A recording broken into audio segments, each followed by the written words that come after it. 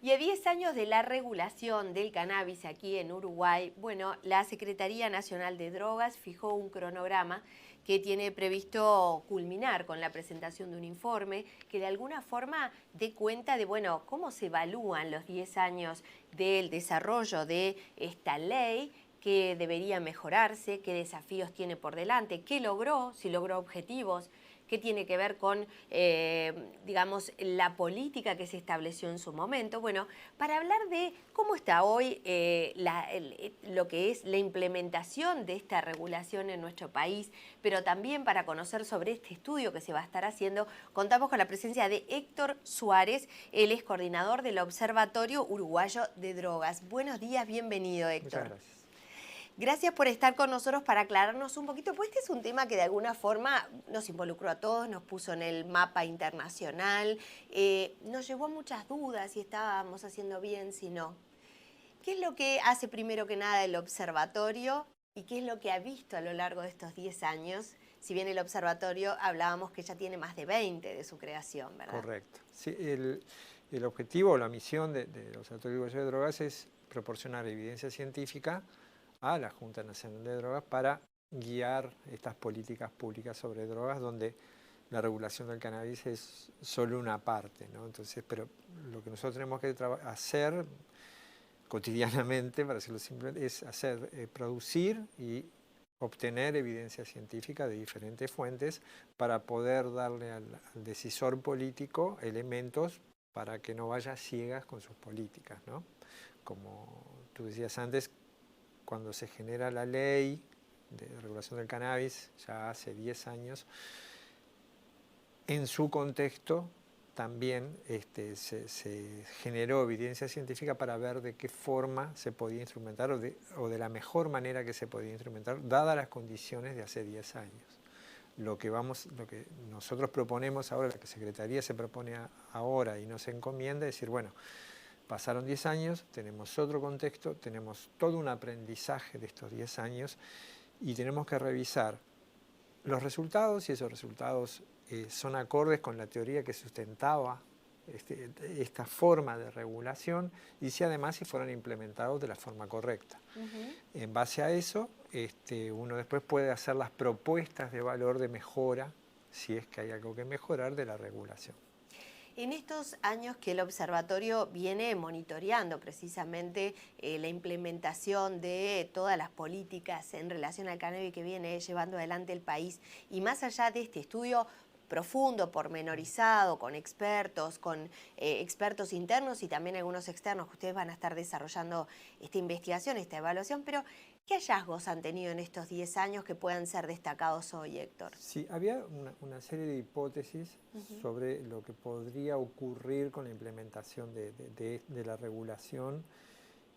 Nosotros, como tú bien dices, nosotros venimos monitoreando parte de sus resultados que tienen que ver básicamente con los aspectos vinculados con la salud, que era lo que más preocupaba, qué pasaba con los adolescentes, con la regulación, y si era posible poder tomar del mercado del narcotráfico ilegal, a ver cuánto lográbamos captar con un sistema bastante rígido, ¿no? Que hay que registrarse, hay unos pocos puntos de venta, que son las farmacias, unas restricciones para el tamaño de los clubes, unas restricciones para el autocultivo. Había toda una serie de dudas respecto a la porción del mercado que se podría obtener.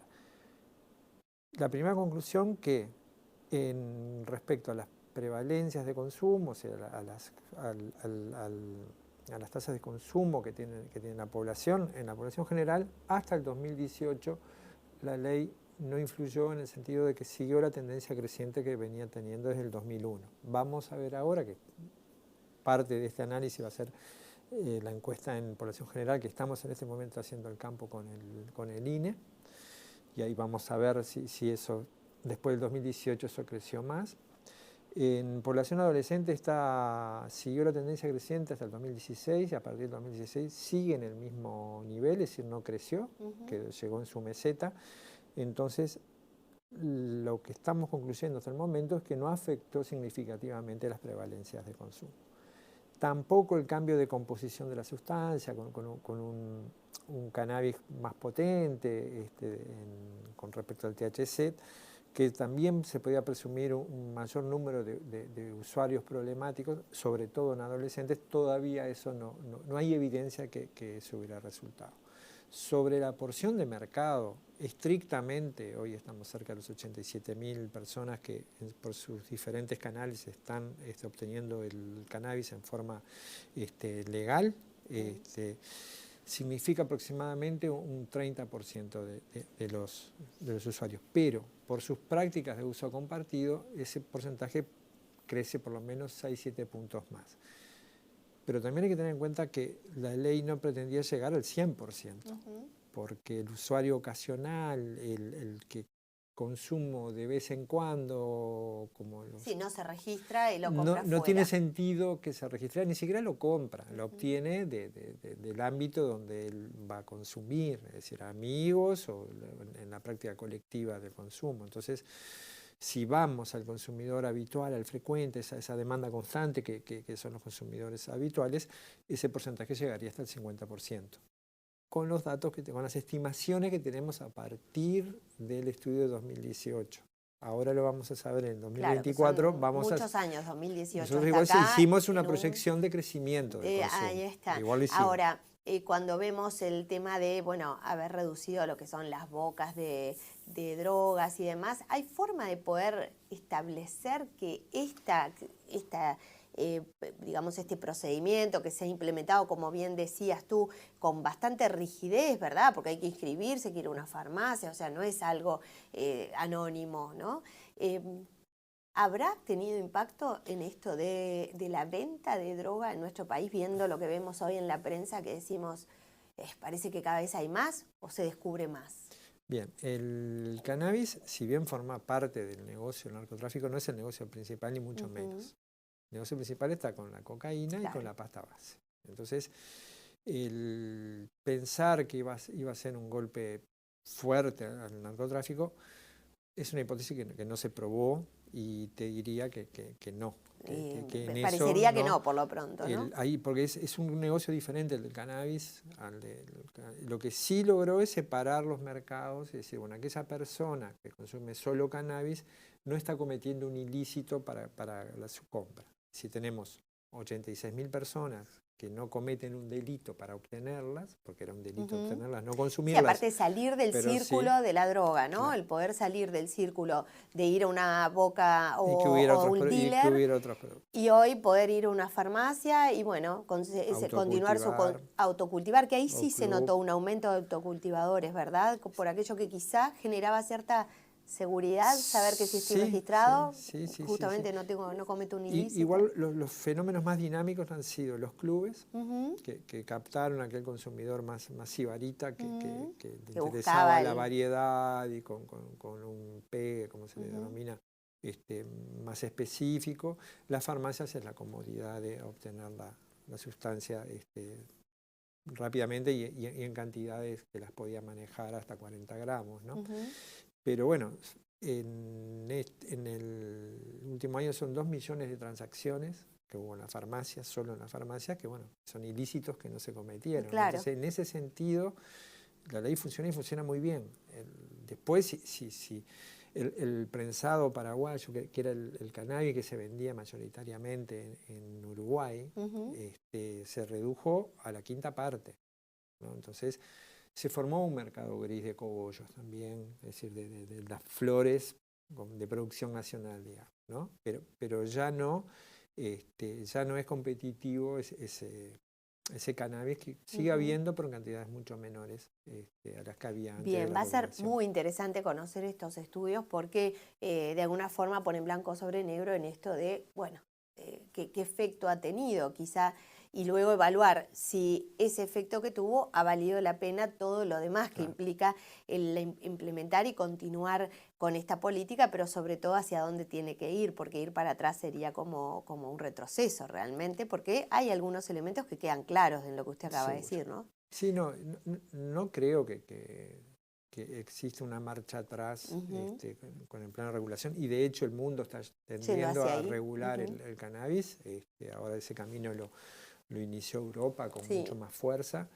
Y lo que sí, lo que puede llegar a ocurrir es que, bueno, que el sistema se pueda liberar un poco y sacarlo del corset que tiene ahora, específicamente con respecto a los puntos de venta o con respecto al número de socios de un club. Todo eso es lo que hay que revisar y ver las ventajas y desventajas que tiene una cosa o lo otro. Antes de irnos, cannabis medicinal, un tema del que también hemos hablado aquí en Modo País, justamente con el presidente de la Cámara. ¿En qué situación está? Porque algo que se esperaba que fuera incluso con una puesta, digamos, una apuesta del presidente de la República, ¿verdad? En que ahí hubiera también una oportunidad empresarial. ¿En qué situación está hoy esto del cannabis medicinal, incluso para las personas que podrían haber obtenido de pronto a unos precios razonables un cannabis que realmente le hiciera bien, y hoy sabemos que es muy costoso y muy poquitas especialistas en el tema? Sí, el cannabis medicinal, que también va a ser parte del análisis de la implementación, es decir, tanto el cáñamo, cannabis medicinal y el cannabis de uso adulto van a ser analizados en esta evaluación. Lo cierto es que Uruguay siguió el camino inverso de todos los países. Primero comenzó por regular el cannabis recreativo y después comenzó a trabajar y a reglamentar sobre el cannabis medicinal, que lleva mucho menos tiempo de vida que la regulación o la reglamentación del cannabis recreativo. Pero además tiene otros tiempos también lo medicinal, porque tiene que ver con las pruebas en humanos, con validar como un medicamento, un producto farmacéutico que tenga alguno de los componentes del cannabis. Entonces eso es mucho más lento. Otros países hicieron el camino inverso, entonces comenzaron por lo medicinal, entonces paradójicamente ellos están más adelantados que Uruguay, que reguló el cannabis mucho antes, ¿no? Y también Uruguay tiene una serie de regulaciones muy fuertes con respecto a la autorización de los medicamentos, que hace que ese proceso no sea fácil, ¿no? Después están las soluciones intermedias, que dicen, bueno, no es un producto farmacéutico, pero sí es un producto intermedio. Ahora surgió la fórmula magistral en las farmacias de poder Pero que también ha sido difícil implementar, ¿verdad? La queja un poco también de la Cámara era, se trancan los mandos medios del Ministerio de Salud Pública. Sí, pero también también hay grupos de intereses diferentes, ¿no? La industria va a tender a que esto sea un producto farmacéutico, después hay otro grupo de actores que dicen no, que sin el estatus de producto sintetizado, sería como una parafarmacia. La fórmula magistral de las farmacias sería parte de la solución. Ahora, tuvimos un evento hace una semana pasada de regulación de cannabis medicinal, y los países de la región están más o menos teniendo los mismos problemas. Todavía los productos siguen siendo muy caros, entonces hay pocas posibilidades de exportación también, que era una de las posibilidades de exportar o el producto o las flores al exterior. De hecho, Colombia ha tomado la delantera en esto. Y también hay restricciones hasta desde el sistema financiero, ¿no? El cannabis sigue siendo sigue estando en las listas de la JIFE como una sustancia controlada. Entonces eso también ha hecho...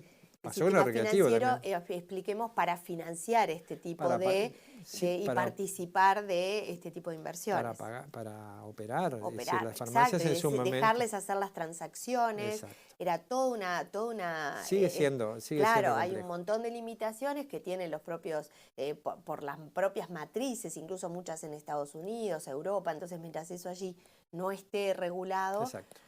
No pueden operar, porque hoy no se puede operar una exportación si no hay un banco de por medio. Es mucho más difícil. Es mucho más difícil. Esperemos entonces saber cuáles son los resultados, para cuándo van a estar, cuál es el cronograma. Nuestra idea es que para abril tengamos los resultados. Perfecto. Dependemos un poco del estudio que estamos haciendo en población general, que nos va a dar los indicadores principales con respecto a la salud. Y el resto sí, para esa fecha seguramente estén, porque toda la información que se requiere ya la tenemos.